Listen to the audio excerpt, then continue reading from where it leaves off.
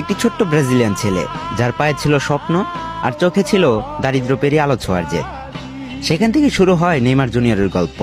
সান্তোসের মাঠে প্রথম বল ছোঁয়ার দিন কেউ ভাবেনি এই ছেলেটি একদিন হয়ে উঠবে কোটি মানুষের আবেগ। কিন্তু প্রতিভার সঙ্গে সঙ্গে তার কাঁধে চেপে বসেছিল কষ্ট, লড়াই আর না বলা যন্ত্রণা। ক্যারিয়ারের শুরু থেকে নেইমার শুধু প্রতিপক্ষের সঙ্গে লড়েনি, লড়েছে ইনজুরির সঙ্গে, লড়েছে ট্রল আর বিদ্রুপের সঙ্গে।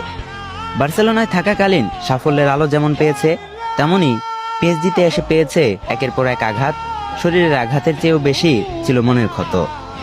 বড় ম্যাচের আগে ইনজুরি, স্বপ্নের মঞ্চে অনুপস্থিতি, বিশ্বকাপের রাতে কান্না, সবই যেন তার ভাগ্যে লেখা ছিল। আজ শুভেচ্ছা জানাই সেই মুকুটবিহীন রাজাকে, যে হাজার ট্রল, হাজার ইনজুরি আর অগণিত কান্না পেরিয়েও বারবার ফিরে এসেছে শুধু একটি কারণে, ফুটবল আর ভক্তদের ভালোবাসা কখনো ছেড়ে দিতে না শেখার জন্য। শুভ জন্মদিন নেইমার জুনিয়র।